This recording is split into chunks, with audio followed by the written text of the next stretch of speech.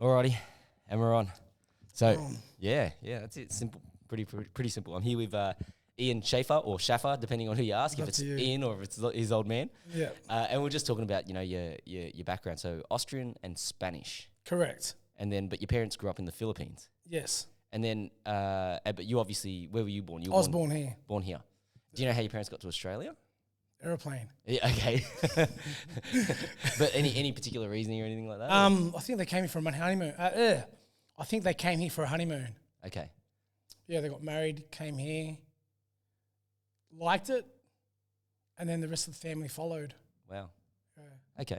And then, there's plenty that I want to get into and some stories that I've got to bring up that some of my counterparts and friends have brought to my attention. But let's sort of paint a bit of a picture for people. So obviously, you're one of the pioneers in terms of mixed martial arts and fighting in Australia.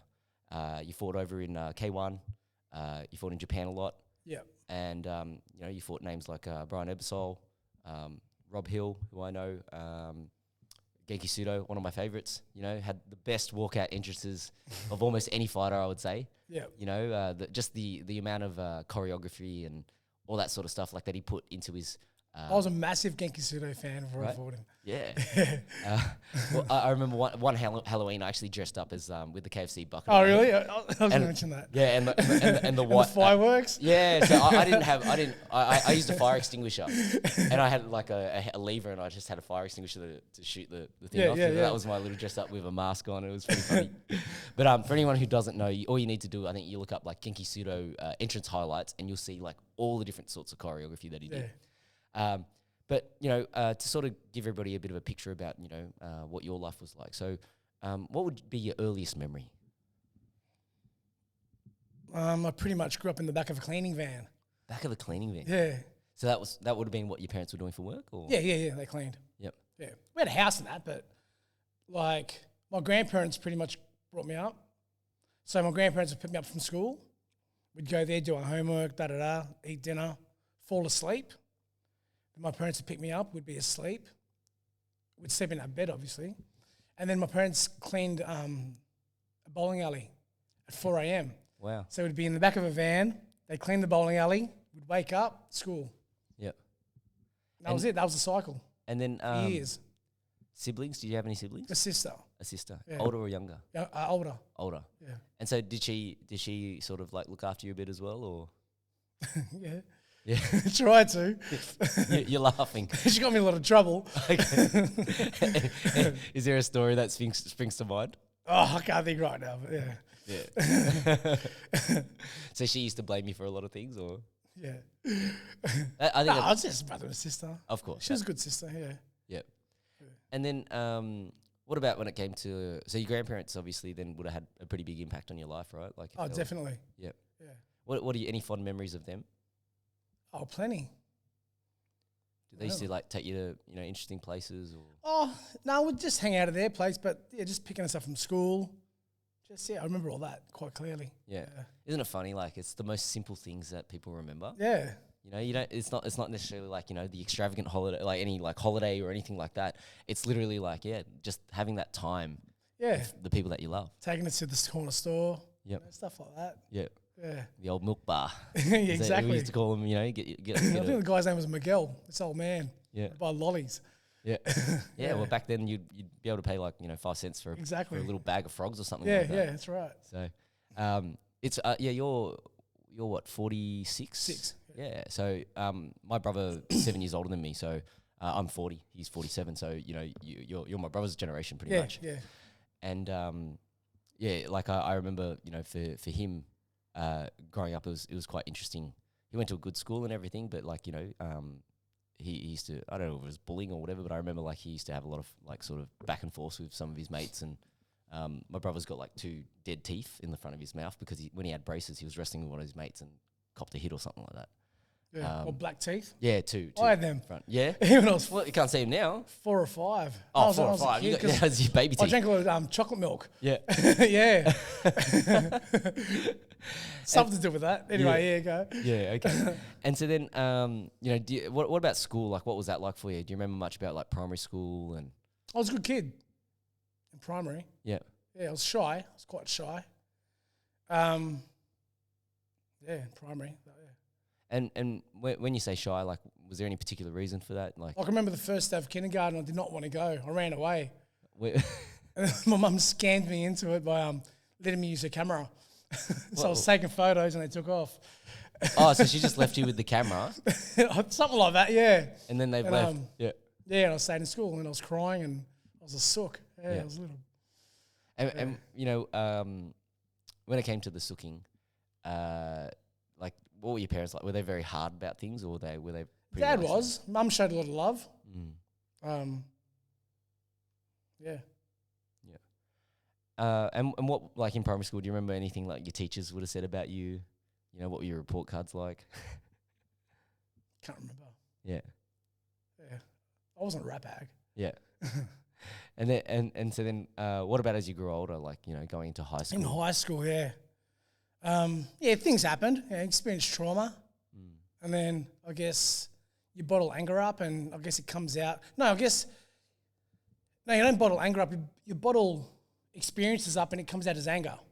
You know? Yeah, that's what I went through. So when you say you bottle experiences up, so was it like verbal? Was it physical? What kind of? Both.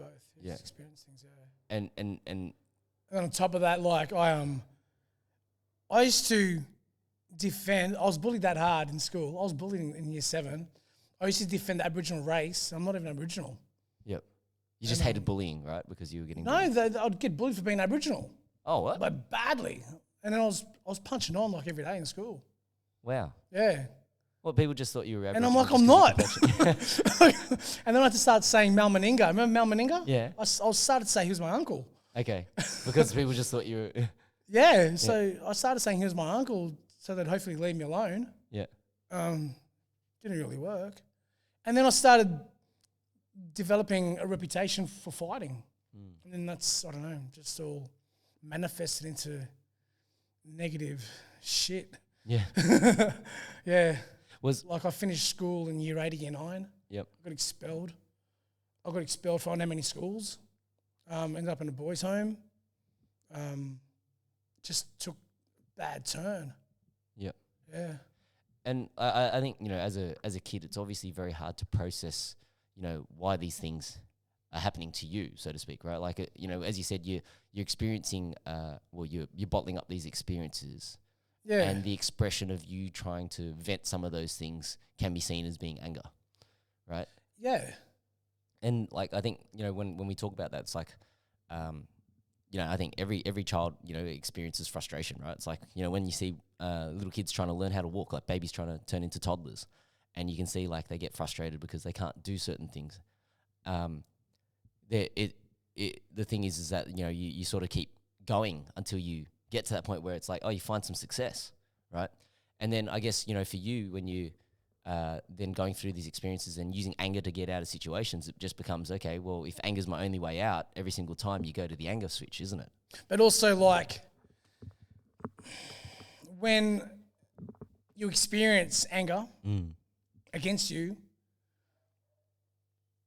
from people that are using anger to get their own way, you sort of adopt that.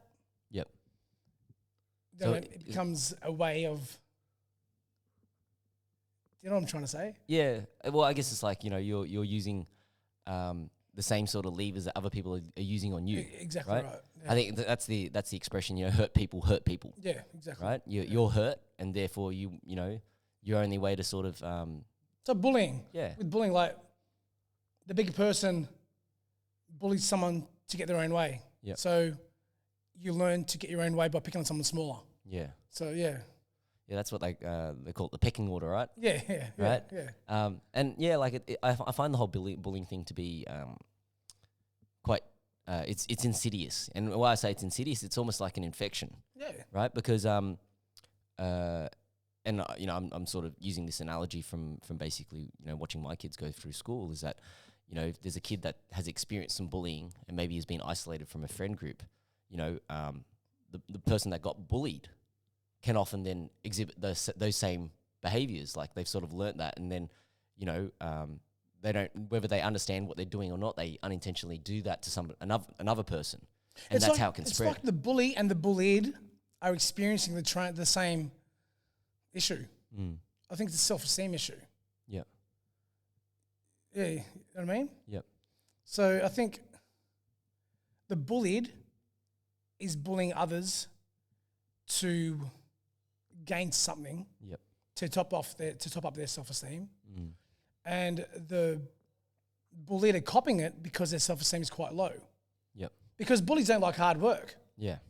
Once it becomes hard work, they'll move on. Yep. Find a different target. Yeah. So by showing confidence and high esteem, they're gonna usually they'll leave you alone. Do you feel like and the reason why I say this is because like I know that when I was in high school, like I probably carried myself with almost like an arrogance, right? And you use it like to sort of shield you from your true lack of self-esteem. You know, you're trying to show that you're confident on the exterior and you're this and The you're ego, that. yeah, It's the ego, and you're trying to use that to sort of shield you from feeling like maybe you're not good enough, like imposter syndrome kind of feeling, right? Well, let's say ego is driven by fear. Yeah. Okay. Yeah. Yep.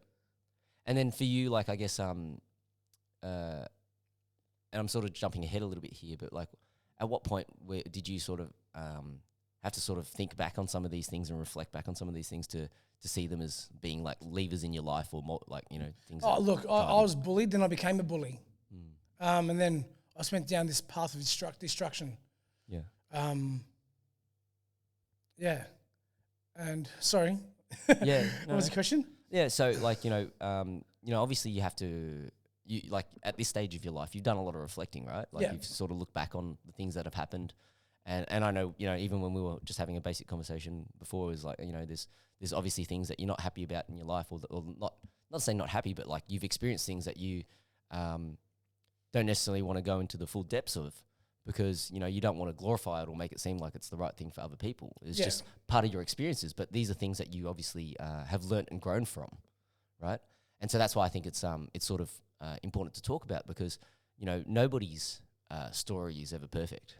Right, and I think like there is a chance that somebody has a perfect life, and wish them all the best. Like I'm not jealous or anything. That's life, right? Yeah. But I think everybody has to come to this point where they sort of realize that and the saying that I really like: if it's meant to be, it's up to me. You got to take this accountability over the things that are happening in your life. Yeah, and it's not to say that everything that goes right or wrong in your life is for you to blame, or like you're the whole and sole cause. Like the world doesn't unfortunately revolve around us as an individual.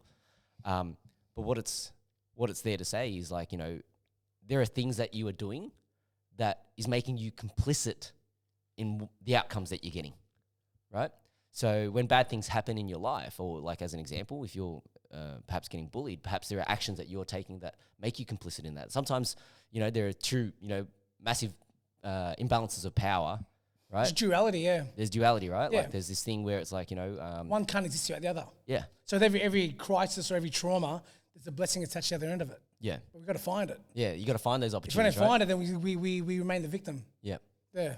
So then... it's our responsibility to find that. Yep. So then, when you start to develop like this reputation for fighting, did that then obviously create more fights? Like people want to test themselves against you? Or? I think so, without even knowing. Yeah. Yeah. And or just the attitude gets worse. and for you, like I guess did you start martial arts at a very young age? Yeah, 6. 6. Yeah. And what did you start with? Karate. Karate. What form of karate? I was points karate. Points karate. Ishinru. Okay. Yeah, my dad, all my mum, dad, and sister were black belts. Your mum, your dad, and your sister are all black belts. Yeah. Okay. So, yeah, I joined in with them. With Sensei Tony Hales. Okay. Yeah, my dad got me in. And then I stopped when I was about 13, 14 because of what I was going through. So, was that your parents stopping you or you just... No, just with life. Yep. Where I was at the time. Mm. Yeah. So, I guess what made you want to stop? Like, it was just like you didn't see the purpose in it I just went down that track. Yep. Yeah. I just rebelled against everything. Yep. Did you find the karate at least helped you in some of those early fights? Yeah, unfortunately. Why unfortunately? Isn't that a good thing? You can defend yourself? Well, yeah, but then you also, use against lesser opponents. Yeah. Okay. You know what I mean? Yeah. And then, So, you know, you obviously, you know, I'm guessing you got expelled from a few schools for the fighting. Yeah. And then and just behaviour as well. Behaviour. So when you say behaviour, like what kind of behaviour? Just disruptive. Yeah. Horrible to deal with. Yeah. And then, so then, what about the boys' home? So what happened there? What happened? Like, how did that come about? Can you talk about it? I can. Yeah. All right. So, yeah, we're in gangs, and I used to fight with this gang, like a local gang, and a mate of mine. That's how it all started. Okay, a mate of mine. We left our group and went to Coogee, and we're walking down, I think, Arden Street, and a guy from that gang was sort of mutual. His boys turn around, they're all behind the bus shelter, turn around, go home, just go. And we're like, who? And he told us it was all of them, it was the whole gang. I'm like, fuck. You ready? He's like, yeah. So we kept walking. We walked down. We just walked into this mess. And one of the main guys from the gang was actually arguing with his girlfriend. And we spotted each other. And I had a twist up, hit a long neck. And I knew he was left-handed. And we switched hands with his bottle. And I just got splash and bottled him. He sort of hit the deck. He's jumped back up. And it was just on, like... It was on. I was getting hit with Sambuca bottles. I copped it. And then I ran to the shop across the road and I wanted a blade of some sort, and they're kicking me out, and it was just a mess. And the coppers took me away. They took me away. The next morning, that same guy I punched on with knocks on my door. And I'm like, Dad. And I'm like, round two. And he just put his hand out. And I was wary and shook hands and okay, come in. And we hung out for a bit. And then his girlfriend lived around the corner. So we just hung out that day. We hung out. Because it was done. Because we fought for years. But we never really had that fight, you know what I mean? Yeah. It was always little... It was building up. It was building. It was building up. We finally did it. So yeah, he came and put his hand out. So we hung out that day. Went to his girlfriend's house and his mate was there. His mate's shoes were out the front. And he's like, fucking what? And so we're knocking on the door and they weren't answering. And so we kept knocking and then I think she answered. And then we busted through the door. Yeah. And he took the guy's shoes. Anyway, it was this commotion. Nothing too hectic. He took the guy's shoes, but because we busted through, we got done for home invasion. Wow. Yeah. And they threw me into Minda. And then my dad got me out on what was called Griffin's Remand. What's a Griffin's Remand? Like home detention sort of thing. Okay, so you just had to stay at home or something? Yeah, just boring life. And yeah, that's that story. Wow. So yeah. I find there you go. I find it funny, and the reason why I laugh at this, so you know, we were talking about on the podcast before the podcast about part of the reason why I started this. So my mate that committed suicide, but funny enough, like we had a similar experience in high school. No, definitely no bottles. Yeah, But we were like, you know, sort of chipping away at each other for a period of time, and then like it ended in my mate Adrian. He cracked me in the head, and what it was over was like he was like, you know, talking shit to me, I was talking shit to him, and I was eating one of those little snacks, you know, the biscuits and the cheese. Yeah. And I've like, you know, got a big scoop of cheese on this biscuit, and I just flicked it at him. it's landed on his shorts, and then he's like walked right up and cracked me in the head. And I didn't retaliate. I was more in shock than anything because it was like a massive escalation. Yeah. And then it was just like, but then after that, we became best of friends. Yeah. It's just so weird, right? Like when you think the duality of it, right? Yeah. I guess. But yeah, I just so I was in my mind, you know, that's what I was thinking about when you were talking about, you know, you're punching on with this guy finally after all these years of build up.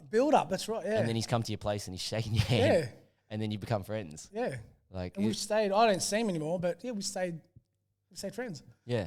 And it's one of those things that you don't often think about that because it's like you just, you know, you're fighting for no reason. Yeah. Like you don't really know what the reason is. I know. Oh, silly things. Yeah. Turf and yep. Yeah. Right. Different names. You've created these arbitrary lines about, you know, what it is that you're fighting over. But then if you're actually, you know, the moment you actually take a moment to slow down You realize that this guy's not a bad person. Yeah, yeah. It's the same as me, right? Yeah. And we're here, and you can have a bit of a laugh and all that sort of stuff. Yeah, about yeah. it. So then, with the Griffins around, you're staying at home, and then did that change anything in you, or you still, And then, no, I kept going. And then we're at Much Park, a local park, and I think I had about five. I fought with 5 people that night. Punched on I remember there was one bout with trolley poles, and I got a tree stump, and it was just on. And then something happened. Anyway, a car of older guys came, and I think they were jumping my mate. We all scattered. I was away. I was free. Yep. I turned around, my mate was getting jumped, so I ran back and just copped it. Yep. Club locks, my hands were swollen. I nearly died. Wow. And then about a week or 2 after that, my dad goes, "Why don't you just get a girlfriend and go back to training?" Just said it to me, What, that simple? passing sentence, yeah. Why don't you just get And a I think I girlfriend had to hear and that. go back to training? I had to hear it, yeah. And it's just, I still remember him saying that. And I don't remember much. I remember that. Yeah. And I was like, yeah, I think I have to do that. So, when you started going down this sort of negative pathway, right? Did your parents ever say to you, "Hey, Ian, what are you doing?" Or Yeah. did they ever try? I guess, or did they? Or I think I was too far gone. I'd catch up with them in court. yeah, Yeah, that was it. yeah, So you obviously run out of home, yeah, yeah. and Yeah, look. Yeah, yeah. how Things happened. Well, yeah. Yeah. And I guess for you, and I would always say this, the relationship between a child and their mum is one relationship, but the relationship between them and their dad is also a different relationship, right? And very different dichotomy, very different expressions in terms of what love is and all these sorts of things. And you have to look at their background as well, Yeah. which adds on to that. So I guess, give me some sort of insights, and I guess how was your relationship with your mum like? What was your relationship with your dad like? Look, Mum showed a lot of love. She made sure of it, I think, even though life was pretty tough and hectic. Dad, I guess, did the best he could with what he had. That's the best way I can put it. Yeah. It was old school as well. Yeah. You copped it. Yeah, we're disciplined differently back then. Sometimes got out of hand. Sometimes I don't know.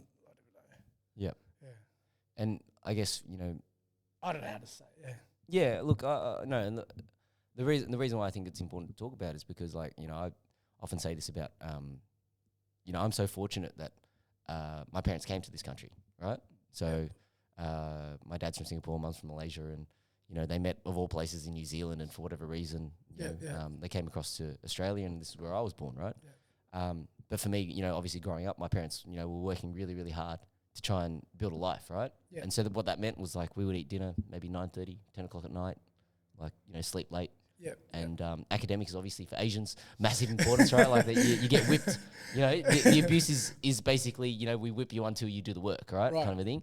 Versus, just getting whipped, Yeah. right? I think there's and I know there's a lot of parents that might believe in tough love, but there's a point where tough love can go way too far. It's abuse. Yeah, it's abuse, right? Yeah. And so, yeah, you when you sort of take a moment to sort of reflect on what your parents, what was the tool set that they had, right? And it's the old adage, right? If all you got is a hammer, then everything you see is a nail. And so, when they were growing up, and depending on what the grandparents were like, your grandparents were like, or perhaps maybe they'd left home early too, right? And you never really, no one gives you a handbook, when you have kids, Exactly. right? As to how to be a good parent. Yeah. Right. And I feel that's one of the other things that we're so fortunate to have now is we have information readily available. Yeah. There's opportunities to listen to podcasts, there's opportunities to watch YouTube videos or get books online and all this sort of stuff. And This is an information age. Yeah. it's the information age, right? Yeah. So the onus is on the individual to then upskill. Like me as a dad, I'm going to read some books about parenting to try and understand, why do I do certain things, and what are the try and think about, what are those repercussions? Because, you know, I think, you know, quite often we get very short-sighted. It's like, I'm going to do this, and this is the outcome that I want. Yeah. It's going back to that hammer and nail, right? Like, Yeah. if I belt you, and then you listen, well, every single time I'm just going to have to belt you. But then, That's where bullying stems from, right? right? Is that the right way, right? Like, yeah. Probably not. Right? Is it effective? Well, in some senses, yeah, it probably is, right? But it's not, yeah. Is there a better way? Probably absolutely, right? Yeah, and it's trying to find those better ways. Yeah. So, you know, you get, so you have this bad fight, you know, you get bashed with these club locks, you end up in hospital. Do you remember how long you were in hospital for? A bit. Not ages. Yeah. I had to recover. Yeah. Yeah. Like my hands are all swollen, my arms are swollen. Yeah. My head was cut open. My face was swollen. Yeah. And I was laying on my back, and the police come, and I told them where to go. I shouldn't have. Yeah. They probably would have helped me. Yeah, it was just a mess. Yeah. And so then your dad makes this passing comment, and he's just like, get a girlfriend, come back to training. Yeah. And that was it. Yeah. So I went back to karate. Yep. Kyokushin. I competed. I got really big. I was like 90. I think I was 96 kilos. 96 kilos? Yeah. And I competed as a heavyweight under Jim Phillips. And got smashed, but I loved it. Yeah. And then within 6 months, I went from 96 to 69. Wow. And I won state titles. 96 to 69. I got obsessed. Well, yeah. So when you were 96 kilos, were you muscly or were you fat? I was fat. Okay. So I was this little fat kid just going around hitting people. Yeah. That's it. Wow. So wait. So if that King Hitler was in back then, far out. Yeah. Yeah. And that's how it was back then, though. Yeah. Like, it was pathetic. It was pathetic behaviour. Mm. Yeah.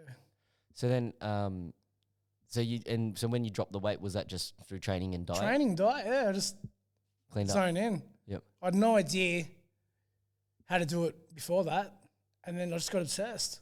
Yep. My whole life was about this. Mm. Did you move back home or anything, or you were still like? Yeah, I did. Yeah. Okay. Yeah, I moved back home. Just trained. I trained because I didn't have a job, didn't work, had no money. I was trained. I lived at home. Yep. Yeah. So then, you know, so you did the first fight at heavyweight, then came down to 69. Yeah. And so then and excelled in that as lightweight. As lightweight, yeah. Yeah. And so then, how did the opportunity start coming from that? I was doing uchideshi. Do you know what that is? No. Kyokushin. You're a living student. Okay. And there was a UFC tape there. UFC 3 and 4 and UFC 6. And the first thing I saw was Tank Abbott knocking out John Matua, okay, the Hawaiian bone breaker. And I thought it was fake. And I kept watching it and I thought, what is this stuff? And then I saw Hoist Gracie, saw jiu-jitsu, and then I looked around for a jiu-jitsu place. Was this in Sydney still? Sydney, yeah. Yeah. So you live in living where? At the dojo? At the dojo, yeah. Okay. Yeah, yep. with Jim Phillips. Yep. He was the best. He made me tough. Yeah. Yeah. What was it about him that like what was it? Sorry. Oh, that's right. Yeah, go. Hey, I'm doing the podcast. Oh, bye. All good. What was it about, like the way that, was it the training? Was it the way he coached you? I think he would be appreciated. Probably saw a bit of me in him. He was staunch. He was tough. He still is. I love the guy. He toughened me up. I'd walk in and he'd smell cigarettes on me. Smell alcohol. Have you been smoking? I go, no. And I'll get in trouble for lying. Yeah. And then I'd know because when he demonstrated on you, like we used to cringe to be demonstrated on because he was demonstrated technique. Like, yeah. Please don't pick me because he'd hurt us. Yeah. Yeah. And when I was in trouble, he'd demonstrate on me and I just cop it. Yeah, I respect the man a lot. Yeah, Jim was tough. He made me tough. He brought up my spirit, my fighting spirit. And do you reckon because there was no quit. Yeah. Not allowed to quit. So, I always I find this an interesting concept, right? Because if you try and go too hard too early, you break people, right? Yes and no. Yeah. It's either they break or they don't break. You can look at it two ways, right? Yeah. So would he push you until you felt like you were going to break? Yeah. Yeah. Yeah. Bro, we would sit there with our feet together stretching. He'd come and step in our legs, you know what I mean? He'd pull out the stick. Yeah. He'd leg kick us. We did a kickathon once we had to do 1,000 kicks. Yep. He pushed us to our limits. None of us died. Mm. None of us got injured. Well, I guess we got injured. Lots of bruises. Yeah, but no, he I thank him for that. Yeah. That's for life. Mm. Because now I even say it to some people I'm trying to go, if I had a gun to your head, would you do it or not? So you got to tap into that. Because if I had a gun to their head, you got to do it. No matter how tired they are, they'll do it. True? Yep. So yeah, so you'll do it. And that's the look, there's overtraining as well, but you can't be silly about it. But I think pulling out that last, what do you call it? That last bit of energy is possible. Yep. It's spirit. Yep. Yeah. Well, I feel like there's almost like a, when I think about that idea of spirit, right? Like I sort of always think like you're resolute in the sense of, you could die, but if you're gonna die, you're gonna die. Let's go. Like it's that kind of a moment, right? Yeah. And I think it's a pretty rare thing to be able to experience that, like especially in those moments, because how many times are you in like a situation where it's really like live or die, right? But obviously for you, changes you. Yeah. Yeah. Right. Like I was having this conversation with Brian Ebersol, even just last night. It's like we often talk about how selfish fighting can be, right? Yeah, definitely. And it's very tough when you have family and kids, right? To maybe have that same kind of do or die mindset, simply because it's like you might say, oh yeah, I really have to survive for my kids, but in a way, you're just reframing it, right? Just to sort of justify it to yourself, because at the end of the day, it's like, if you have other opportunities to do other things for a living, you don't necessarily have to do this, right? And that's when it's like, oh shit, it really starts playing in your mentality, right? Yeah. And so, the best time to be fighting is obviously, in your 20s and 30s before you have family. Yeah, yeah. Right? Because you can be absolutely selfish about it, right? It's just one of those things because, I think... Well, I guess you have to be. You have to. Yeah. Right? Because you got to know that going in there, like if you want to fight to your best, you got to have that resolution that if I'm going to die, I'm going to die. Mm-hmm. But, I'm going to go down. Every training session. Yeah. Yeah. Yeah. So then, when you, with Jim, like, were there any, I guess, particular exercises that, you really loved or hated? Fuck, you name it. Think of the most ridiculous stuff. Yeah. We did it. Did you have to do like the fingers in the sand and that sort of stuff? Did he ever make you do all that traditional stuff? He had a makiwara there. He had a potato sack with sand. Yep. We used to kick that. Yep. He had a stick. He'd pull out the boards to do push-ups on. Yep. That's probably why I have arthritis now. Yeah. Stuff like that. Did you guys do a lot of forms like kata? Yeah. Yep. It did syllabus, yeah. Yep. Any favorite forms, katas? Oh, I can't even remember now. Yeah. Yeah. Do you think there's any benefits to I think kata? Yansu was the easiest. Yansu? Yeah. I'm curious about this because obviously you've got experience in both mixed martial arts and traditional martial arts, right? Like so, I'm a traditional martial arts background as well. Started with karate when I was 5, and then did kung fu for a long time. The style of kung fu that I did was like probably the basis for a lot of those karate styles. So there's a common form called sanchin. So it's common in the Chinese kung fu and it's common in Japanese karate. Sanchin, yeah. Three battles, yeah. The breathing? Yeah, so I think Kyokushin guys do it a little bit different. Okay. But it's the same form. Yep. And, it's funny when people talk about forms, like, I know there's a lot of people that will say, like, oh, forms have no value or like minimal value kind of a thing. But I sort of spent a bit of time thinking about this, and it's kind of like, it's like shadow boxing, if you really think about it. And, you know, if you go to a beginner and you tell them to shadowbox with no structure and, like, maybe their technique's not very good, like, you get pretty average shadowboxing, right? Of course. So the one benefit of, I guess, having, like, forms or kata is that you create structure to visualize, build technique.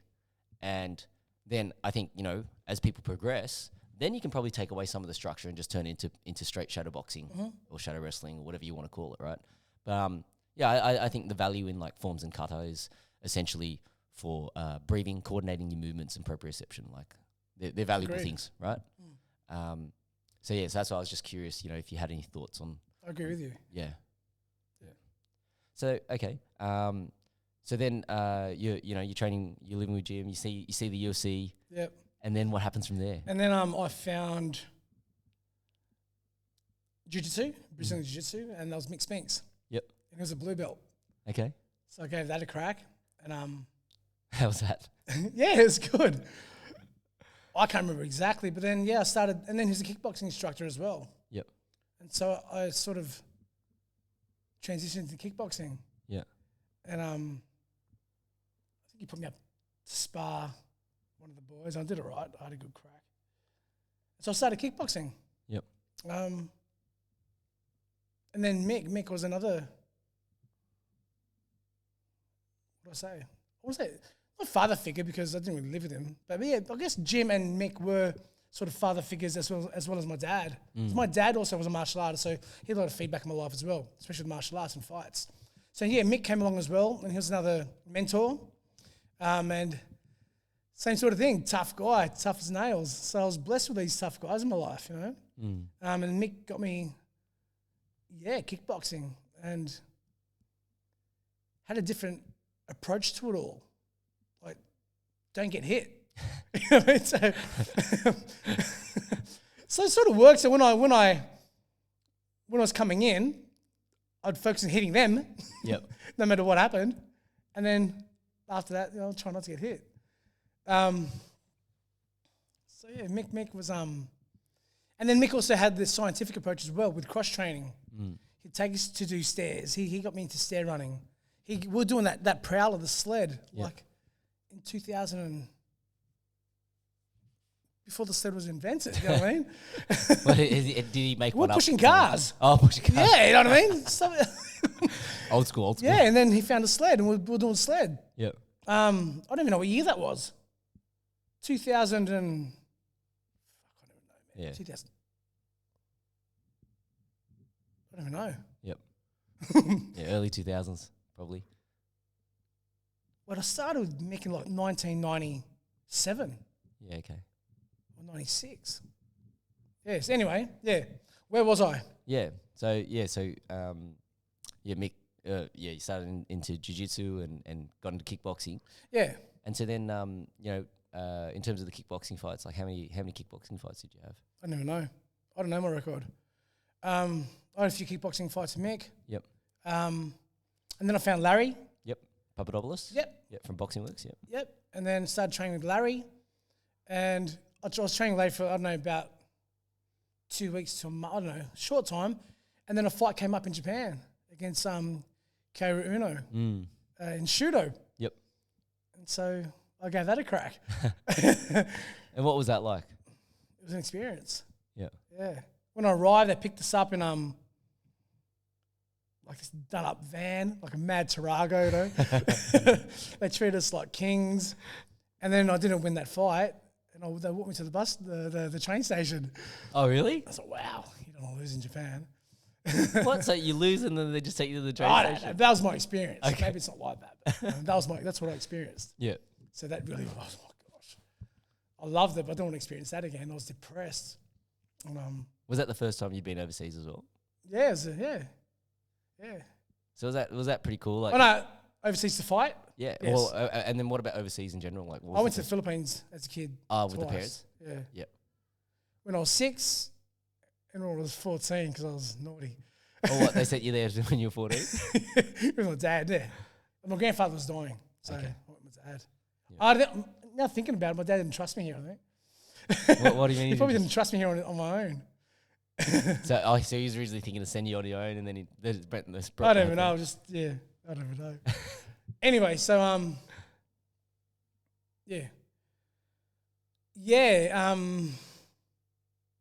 Japan was an experience the first time I went. I was very depressed after that loss, but it just created this hunger in me. So Larry got me a few fights in Shudo. What happened after that? Oh, then I started the Greco-Roman wrestling with Larry. Okay. Sam. Yep. Sam was a Russian coach. I think he did. In Russia, they grab kids from they're young and they do tests and they say, you're doing this, you're doing that. So he was the selector. Oh, wow. So Sam was the selector and he was our coach. I think I only had like 2 or 3 moves. And I got bronze at the Nationals for the Olympic trials. Yep. But because I got bronze and didn't go any further, I went to pro boxing. I went to Woolloomooloo PCYC. Yep. So I was just leaving this trail of just martial arts. And all different disciplines. Yeah, too, the Greco, the jiu-jitsu, the kickboxing, Slut. Nothing wrong with that. Yeah. And so I grabbed wrestling, got obsessed in wrestling. I was very obsessive. Then I sparred. I did boxing. I only had like a couple of amateur boxing fights. Then I found Paul Isgro at the PCYC in Woolloomooloo, and I sparred their boy, and I did okay. I think because I was doing a lot of fitness at City Tats. Mm-hmm. So another man who also built our resilience was George Daldry. Daldry, yeah. Daldry. He was a POW twice. He wrote a book. He trained George Bush. Okay. He trained Kerry Packer. The guy's a beast. He was 77 years old when he was training us. Wow. And he taught us toughness. It was CrossFit before CrossFit. Yep. Yeah. So anyway, so I had my fitness, I had my strength. I was explosive from George's training, and I sparred at the PCYC. I did well with what I had, and then Paul offered to train me, and I turned pro as a boxer. Yep. Yeah. Did that. Had a few fights, and then I was with Team Fennec. Did a few fights, and then Justin Lawrence found me. Yeah, Justin Lawrence, XFC promoter. Yep. He's like, hey, Ian, I'm Justin. He's introduced himself because I understand you've done wrestling, you've done this, you've done that, you've done boxing. Would you like to compete for the XFC title? I think it was a world title. Oh, yes, sweet. Yeah, that was the order, yeah. And then I did that, I won that. Had a few fights with Justin, who looked after me. Had a David and Goliath bout. I fought a Swedish wrestler. Matt Johansson, his name was. Okay. I think, yeah. I beat him. He weighed like 90, close to 100 kilos. I was 68 kilos. I beat him, and I think Ray was watching that. Ray Matsumura. And then I think Ray put my name down, and then I got a call. I think Ray called me and goes, there's a fight in Japan in 3 weeks. You have to take it. Because if you say no, I don't think I'll call you back. And I was sick. Yeah. That's right now. I'd like something wrong with me. So I had 3 weeks to prepare after being sick. And so I prepared. I fought Miata. Thankfully, I won that. Mm-hmm. And that was it. Yeah, wow. Yeah. Wow. Did that make sense? Yeah. Yeah. So there's a few things I'm going to pick on. Right. So I got to talk about this story because Brian, it's funny because Ian was saying to me before, he may not remember all of it. But anyway, so the way Brian Ebersol tells this story is essentially, you guys were down at a fight show, wherever it was, I think it was Melbourne maybe? No, Sydney. Sydney? He was in Sydney, was Cross. it? At the Cross. Yeah. Okay, well anyway, something's happened and Brian was there with Roy Matsumura and there's a guy in a suit and for whatever reason, Ian's knocked this guy out and then there's another karate guy and basically they start staunching each other. Laugh. They start staunching each other and then they run across the road and it's like a massive footpath, he said. And this other karate guy has just thrown a high kick and kicked the street sign above his head. And Brian said he's tried to break up this fight 3 or 4 times and you guys still going at it. And he said, he goes, I shit you not, it was about 20 minutes worth. And he got to the point where he's got sick of trying to break it up, that he sat down on the sidewalk. A passerby was going past and he just said, mate, do you want to just sit down and just watch this show and just and get some popcorn and watch Ian and this other karate guy go at it? Remember those Asian action movies? Yeah. And they break up. And break up. So do you have any recollection of these events? And Very briefly. Would you like to say a few words on it? No. No? Yeah. What can I say? It was funny to some. You don't. Do you even remember what it was over? I remember bits and pieces. I don't remember what. No, not what it's over. No. Wow. No. I was quite intoxicated. Yep. So I apologise to the man That got hit. that got hit. Yeah. Yeah. It's a pretty crazy time, right? And like when you think about it, like it's just like times are very different. And I think people don't appreciate, just how different times were back then. Well, yeah. In what sense? Like I just think, a lot of things that okay. The one thing that smartphones do is they bring awareness to a lot of things that do happen. Yep. Right? And back then, these things would be happening, but nobody would know. Right? And so it's like, the tree falling in the woods analogy, well, if the tree falls down in the woods and no one's there to hear it, did it really fall down, right? Like if these fights were happening on the street, but nobody's recorded it, nobody's gotten in trouble, well, did it really happen? You asked the guy that got hit, yeah, probably. Yeah. You're asking for his recollection, or maybe. But, it's just, like I think, when you think about like what the scene was, there was a lot of, probably the right way to put it is characters, in the scene. I think people often talk about, and I don't know if you want to speak about this, but I'm curious, if you do have any interesting stories about, fighting in K1 and like, in those days, like the Yakuza was like involved with almost every show, I'm guessing. Yeah. Right? Did you ever have any awareness of what that sort of stuff? Yeah? Yeah. Yeah? Can you share any insights for me? I don't know if I'm allowed to. I don't know if Just I'm like, allowed to name them. No, don't name anyone, but just like if you could just talk about like what did you notice and like I know we had dinners with them. Like, yeah. yeah. Wow. Once Mick Spinksy and I were at a dinner, I think it was $10,000 a head. Like, we're happy to eat Macca's. Give us some money, you know what I mean? Yeah. Yeah, but once with I think the head guy from from one of the top families. Yeah. We ate horse. Ate horse? We had wet whale. Whale? Yeah, you name it. It was all delicacies, you know? Yeah. Anyway, back in that era, do you remember those shirts I made in Bondi? It said Kyoto. Yeah. Do you remember them? Yeah. Osaka. I was wearing a Kyoto shirt, a green Kyoto shirt. And the head guy said, "Oh, I like that shirt." And I just ripped it off and gave it to him. And then he sent one of his little minions out to just buy me a suitcase of shirts, you know? Wow. Yeah, because he appreciated That you gave me shirt. that I did that. You Yeah. literally I gave just me the ripped it shirt off your back and you walking around half naked. Yeah. I was just sitting there at dinner with no shirt on. Because what do I do? This guy's the boss, you know what I mean? Yeah, we're treated really well. Like at nightclubs, they do meet and greets. Mm-hmm. They'd form human tunnels for us to go to the toilet. What? Yeah, What do you mean? What do you mean by If we want to go human to the toilet Yeah. and we're in a nightclub, they'd form a human tunnel. It's just like Holding hands and we walk through and to you go walk to the through. toilet. Yeah. Well, you just spun out like it's just like, Yeah. where the fuck am I? Like, Yeah. Once on the plane, Tony Del Vecchio, who was training me at the time, I think some woman was asking him who we were because she saw all of our ears and they thought we played rugby. And he goes, "No, K1." And then he said my name. She didn't understand it. And then she started analysing my name. And then I think Tony says, "Ian Schaffa." You know what I mean? He goes, "Oh, Ian Schaffa."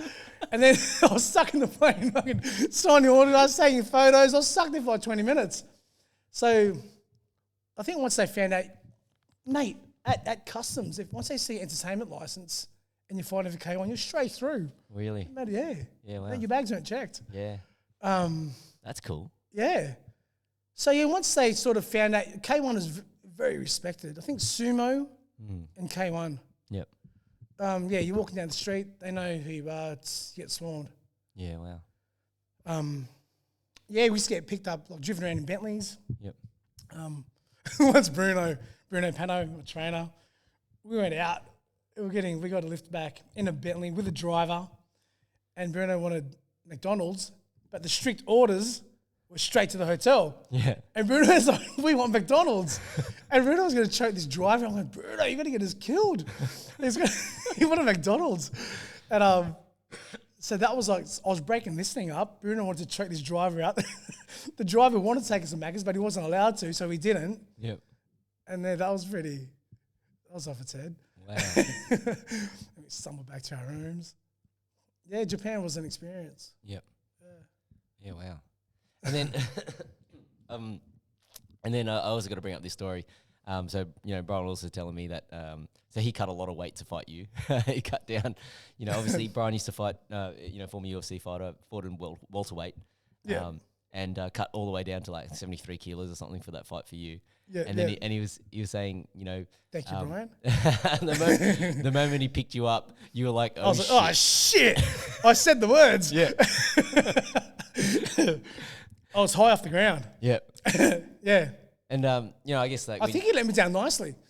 Yeah. Thank you again. And then he choked me out. Yeah, and I think the other interaction you had with him was I think before he fought Chris Lytle. You interviewed him or something for something. Yeah. I had a website with my ex. Yep. Called it Fight Fan. Fight Fan, okay. Yeah, it was an MMA website before, I guess. Yeah. Just doing media stuff. Yeah. Okay. Yeah, we interviewed Brian, yeah. So there's some pretty cool memories there, right? I'm sure. Yeah. I gotta ask you about this because obviously Genki Sudo, we talked about it before, but like you knocked him out, spinning back kick. I guess before that fight, were you a fan of Genki's? Like I was. Yeah. Yeah. Was it ever hard? I think everyone was. Was it hard to have that fight with him, or was it just like a fight to fight? Or No, but I used to watch him fight. I think I could see a lot of gaps in this guy. I just believe that, like, he had a lot of gaps. So pressure if you apply pressure, he needs space to work. Yep. So I just thought if I can stay on him, yep, just come in hard. Yeah. Aggressive. I thought I could beat this guy. And then Ray said, I think I don't know if Ray mentioned it or he asked me who wanted to fight. It was after I fought the Korean champ in Sydney. I had a meeting with Ray after the Sydney fight, and I'm not sure if he brought it up or he asked me who wanted to fight, but Genki Sudo came up and I went, sweet, I'm doing it. Yeah. I believed in myself, yeah. Mixed Spinks helped me believe in myself. I wanted to mention that as well. Yeah. So what was it about? Pump into me to believe in myself because I always doubted myself. And I guess there's two parts to this question. The first part is, where do you think those doubts came from? Past. Yep. History. Yep. That little man in the back of your head, back of your mind, Yeah. Saying that you don't belong. You're not worthy. This. You don't deserve this. Yeah. Yeah. Isn't it interesting? Like, when you even like at those peaks, you still have this little voice in the back of your head telling you that, hey, you're not good enough. You don't deserve this. Yeah. I think everybody has those voices, right? Yeah.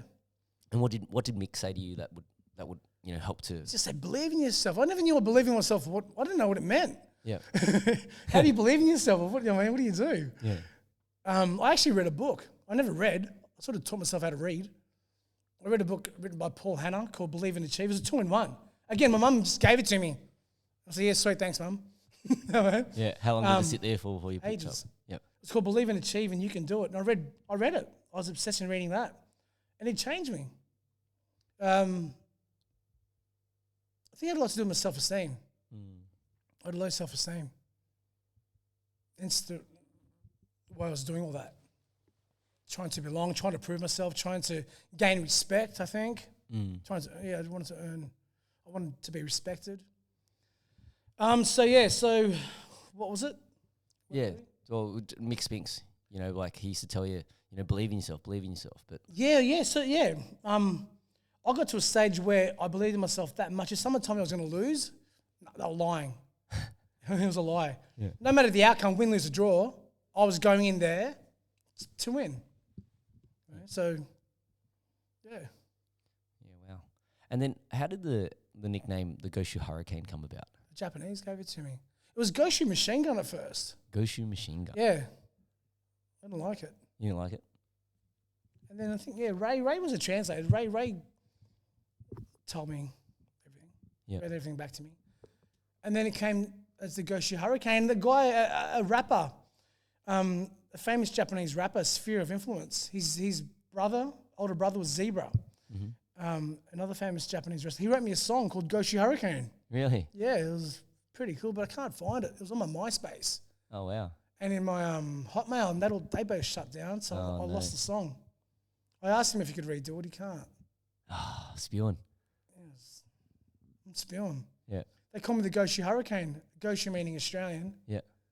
Yeah, I think my hurricane punches are is that like that? Hurricane punches or spinning back kick? I don't know. The spinning back kick No, was pretty that. sweet. So if anyone hasn't seen it, you should check that out. So I think he wrote the song before the Masato fight. He walked me out. yeah. Yeah. Yeah, Masato. Sure, Masato was the name, wasn't He was the man. he? Yeah. Yeah. What was that like?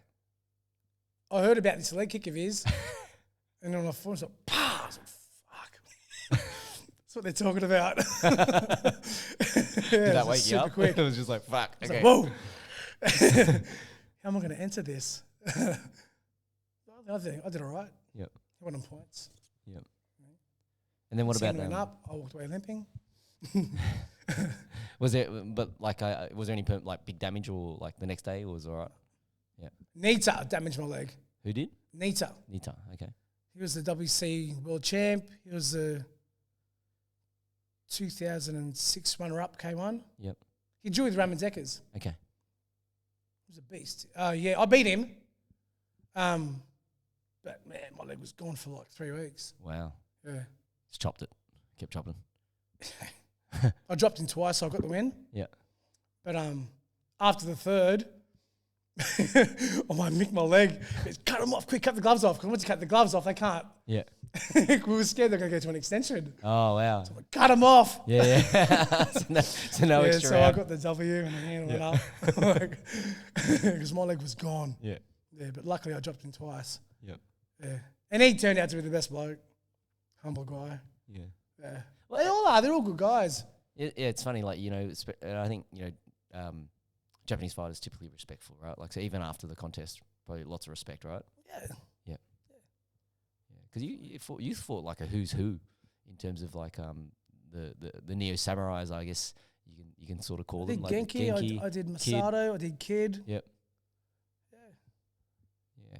And then what about Rob Hill? I got to give Rob Hill a shout out. So I used to train did a little bit of training with Rob when he was down in Wollongong. I think he's up in Sydney somewhere now. But yeah, like you fought against Rob as well. Yeah, He was I think he was on his way up at the point in time. Yeah, and I'd already been retired. Yeah. Not that I'm not taking anything away from him. Yep. Yeah, Rob beat me.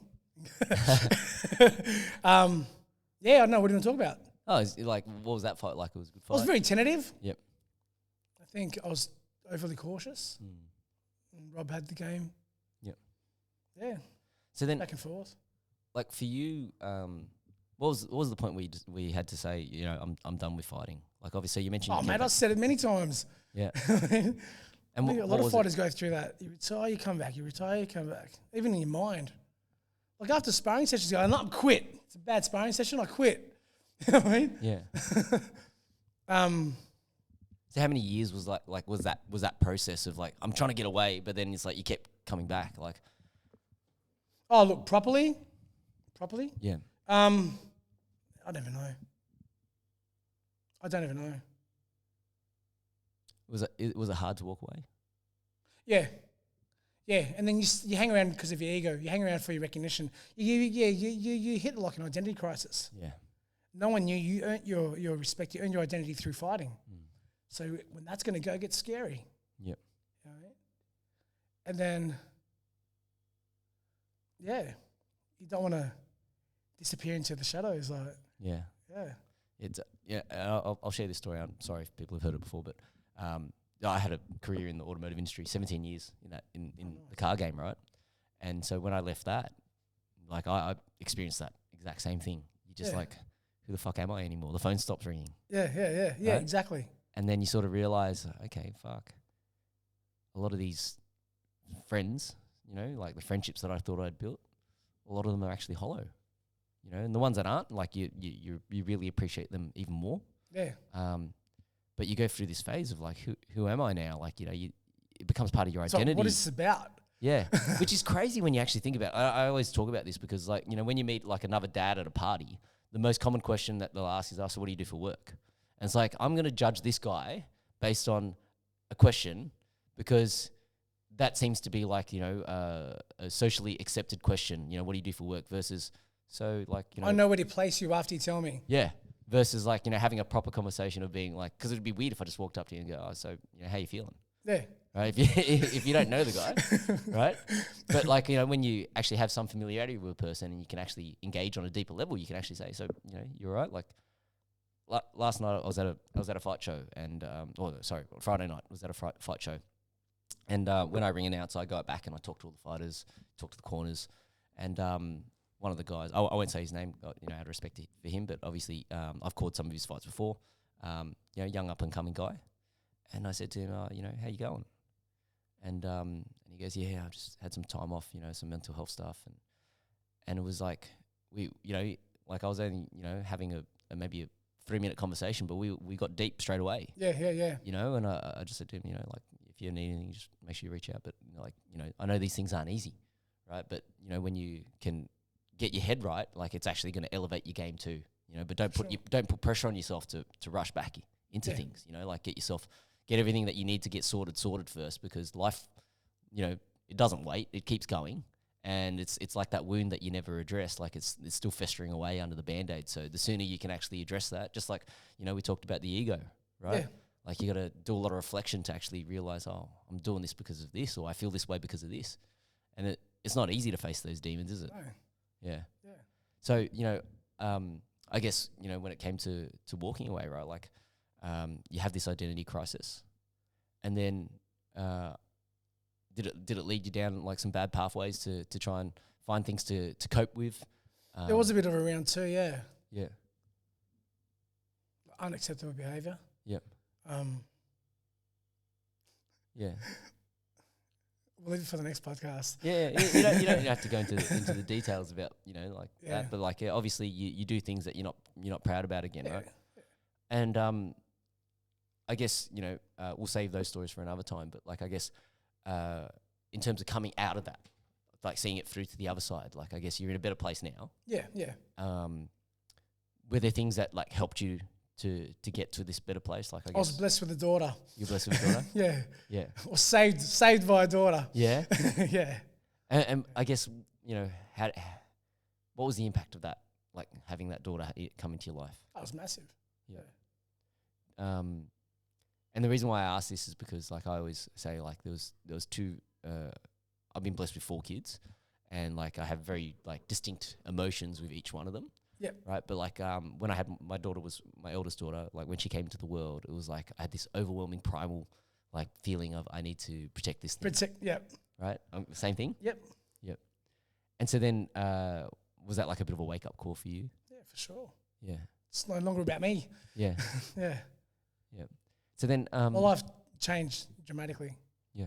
Yeah. So then like what were the things that you then tried to refocus on? Because like when you're fighting, you've always got a goal, right? Like you've always got the next fight, and you got these like but then you also got to think about your mindset too, and like who you think you are, you know what I mean, or who you actually are, or I don't know,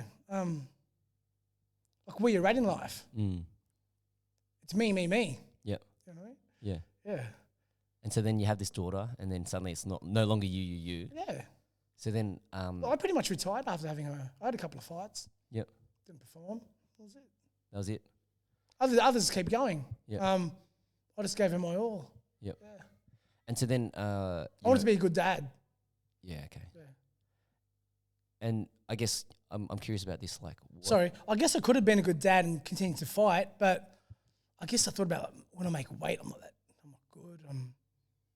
I don't know. Look, that's irrelevant. No, it's true. Like, I think it's good to talk about this because, you know, we were talking about it before. I was quite aggressive too as a fighter.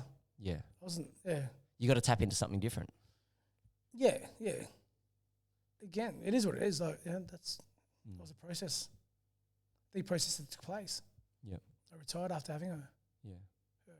And then how did you then sort of like reframe your goals? Like, I guess this is a bit of a segue to talk about some of the street buffet and all this sort of stuff. Like, how did all this other stuff start coming into your life?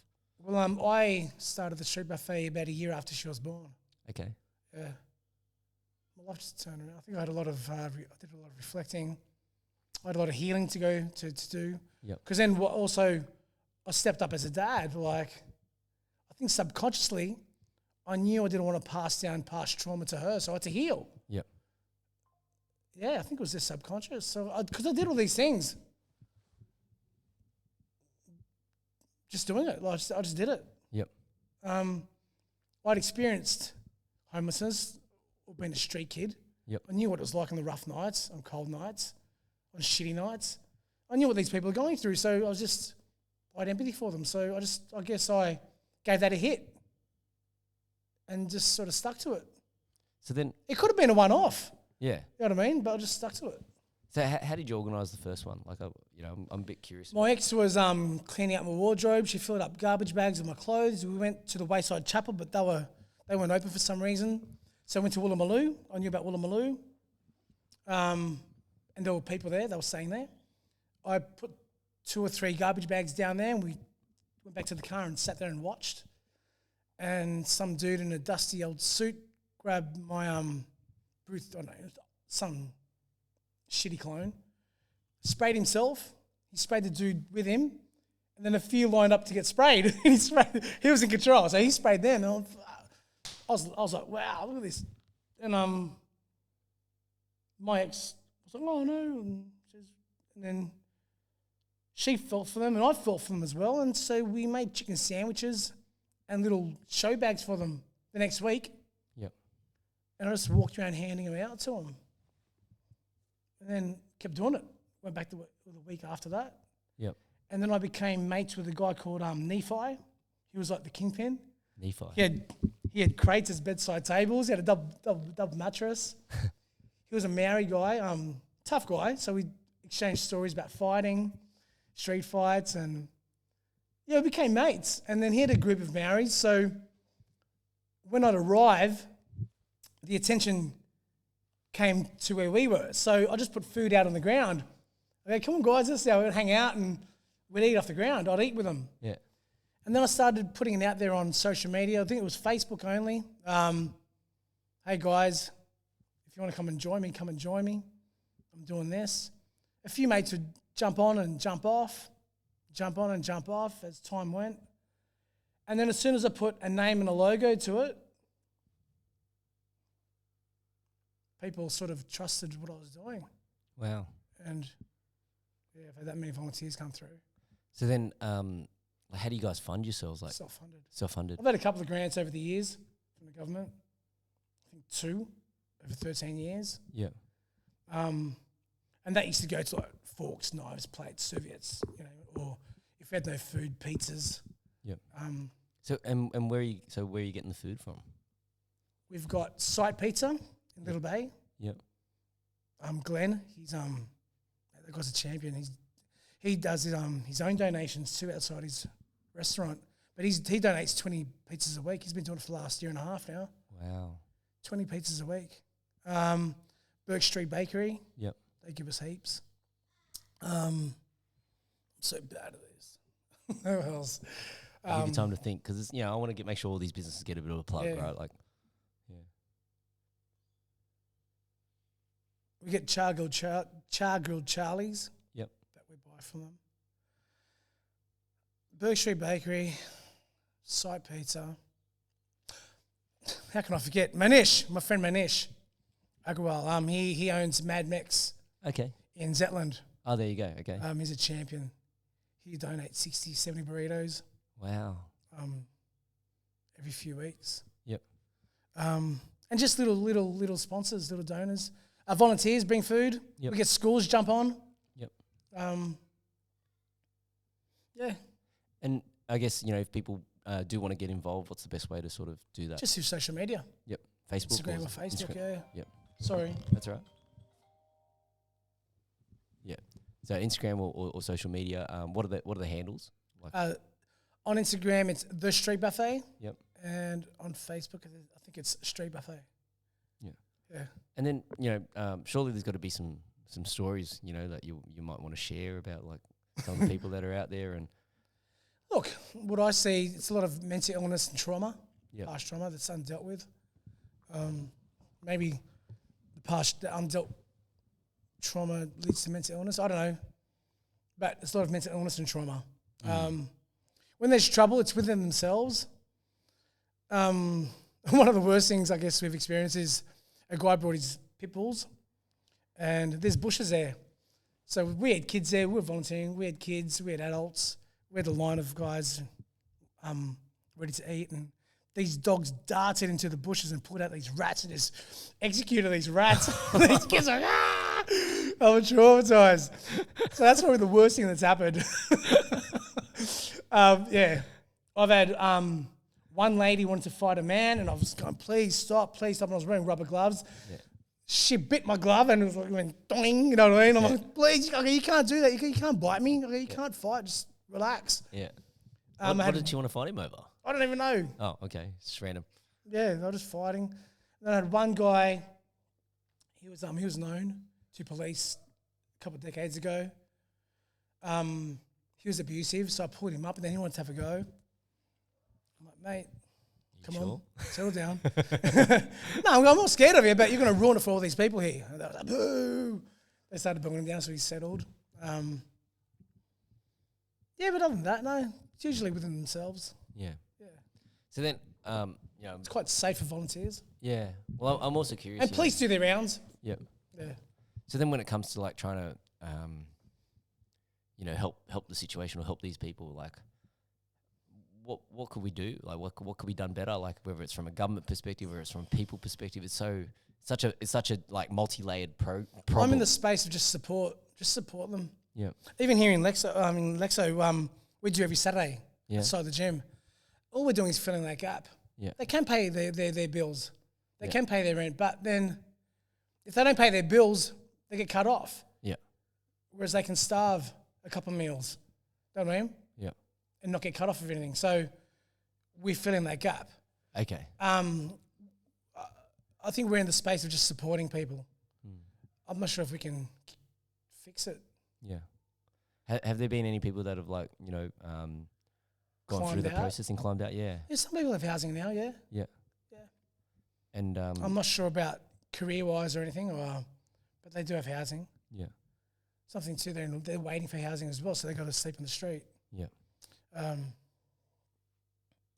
Yeah, wow. And I know, yeah. So yeah, like I said, like when I first walked in, again, I just come off fire, so I had this ego, so I was trying to fix them. Yeah. you got to do this, you got to do that, you got to do this. Man, the fights that would erupt from that, you know what I mean? And I learned the hard way. I was just get abused. They tell me what to do. You don't fucking know this and that. And then I thought, okay, I'm just going to give them the happy hour. I'm here for an hour. Give them a good feed, have a chat, have a laugh. And by doing that, it just changed the whole dynamics of it all. Yep. There's no more conflict. They accepted us. It was a good vibe. Yeah. So it is, pretty much like I was saying earlier, it's like, you got to have that self-accountability. Like if they want to, sort of help themselves, it's not going to help them to have you telling them that you should do this or you should do that. They've got to take their own actions and make themselves accountable in terms of, okay, and obviously mental illness can play a massive factor in preventing people from doing that. But, having somebody telling them past trauma, extreme trauma. They don't trust anyone. Yeah. Who am I to tell them what to do? Like, yeah, that's right. Yeah. Yeah, you could have had abusive parents, right? And it's just people that the person that's meant to take care of you and love you has done the worst things you could possibly think. Exactly. To you. But you also see progression in people, like they come and they're in this space where they don't deal with anyone, and then they slowly come out because we just have conversation. Yep. We just give them a feed, and it's heaps easy going. Like Penny, she does the clothes. She's Homeless Not Nameless. Mm-hmm. That's her charity. She talks to them like she's auntie to them. You know what I mean? Like she'll blow up on them if they're naughty.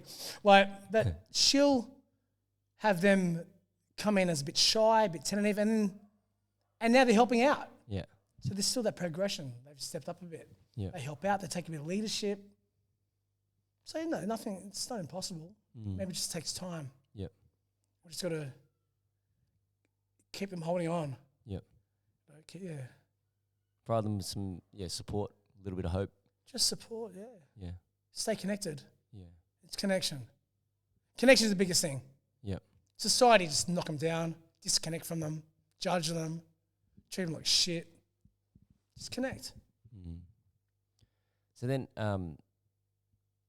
to sort of switch gears a little bit, what about like on the coaching side of things? So, for you, moving into more like of a coaching style role and all that stuff, what do you, so obviously you're teaching boxing here. Are you doing MMA or anything like that here? Not at the moment, no, just boxing. Just boxing. And is there, do you have a preference in terms of what you love to coach or? I'm enjoying boxing at the moment, yeah. Yeah? I'm enjoying it, a lot. Yeah? Yeah. What is it about boxing? Don't even know. Yeah. Just love it. Yeah. Yeah.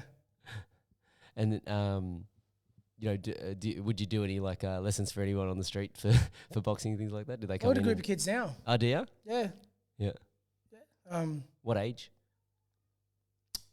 14, 15, 16, 19, 28. Oh, wow. There's a few kids, different ages. Yep. A lot of them have trauma. Yep. And again, I think it's just about connection. Mm. And the actions they're doing while they're connecting with someone is boxing. Mm. It's a good release. It's a great release. Yeah, it's funny because I used physical activity to try and what's the right word? You try and use it as like an outlet. Yeah. For your any negative or aggressive emotion, use those sorts of things for it. And then at some point, you got to make sure that you stop using it as an outlet to run from, but then an outlet to sort of express. Yeah. Right? It's sort of funny, right? Like you talked about the duality of things, right? That's a pure duality there. It's like a lot of people get into doing something physical because they need to work through something. But then like once you've worked through it, now you actually have to go back to the mental side of things to actually reflect on it. Yeah, right? yeah, exactly. Yeah. It's also like, so what I was I'm also going to say, like it's funny, like you treat someone like a genius. Yeah. And they actually step up to it. Right? Yeah, give them that little bit of respect. Yeah. Yeah. Ask some questions. Yeah. What would work better? What do you think would work better? Right? They suddenly feel a bit more empowered. They'll work it out. Oh, this will work better. Yeah. Yeah, wow. And then... so they're learning, actually learning. Yeah. And so then, for the kids that come through that style of program, do they want to do they want to compete or do you want to get them competing in like PCYC and all that sort of stuff? Yeah. Unless something happens, they'll compete. Yeah. Okay. And then I think also Glenn mentioned that you're looking at putting on a show, a fight show of some sort. Yeah, August 17. Yep. Yeah. What's the plans? Like, what are you thinking? In regards to the fight show, yeah. So like, what kind of fights? MMA. Yep. MMA boxing. Yep. Combat jiu-jitsu and K1 kickboxing. Wow. Okay. Yeah. And so if people want to get involved in that, so is it going to be an amateur show or just amateur. Just amateur show. Yep. If people want to get involved in that, how should they? Oh, just inbox me. Yep. Or Glenn. Yeah, Glenn Aristides. Yep. Yeah. Shout out to Glenn. So shout out to Glenn. August 17th for that show. Yes. I'm guessing you guys obviously open for nominations, looking for fighters. That's right now, yeah. Yep. Yeah. Okay. We're matching fighters. Yeah, so that should be pretty exciting. Yeah. All right. Cool. If people want to find you, how do they find you on socials? So what's your Instagram handle? Instagram's Ian Schaffa Smash. Ian Schaffa Smash. Yeah. Yeah. I think if people Google, if they just look up Ian Schaffa, it'll pop up. Yeah, you'll find, yeah. Yeah. And Facebook, I'm Ian Schaffa. Yep. All right. I'll put links to all that stuff in the bottom. Yeah, anyway. sweet. Yeah, thanks. So, yeah. All right. I think we'll wrap it up there. Yeah? Yeah? How was it? Yeah, it was good. Good. All right. Thanks, everyone. Thank you.